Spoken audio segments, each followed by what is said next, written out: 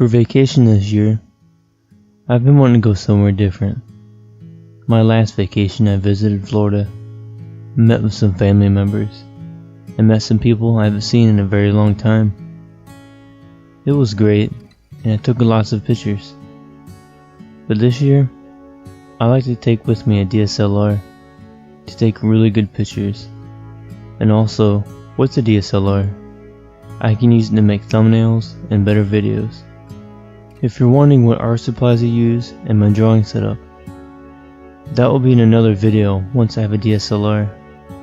I'll show you everything of my drawings and pens, how I have my camera set up, and what microphone I use.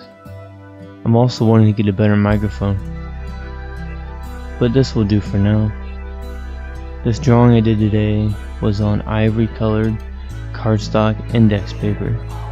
The pen I used was just a simple Bic ballpoint pen, fine size. I would also like to discuss in the near future what audio programs I use and what video programs I use to make these videos. For me, the most difficult process of this is editing the video. The most enjoyable is the drawing. A drawing that takes 30 minutes takes me about 2 hours to edit. A drawing that's 3 hours long could take me up to 2 or 3 days, at least.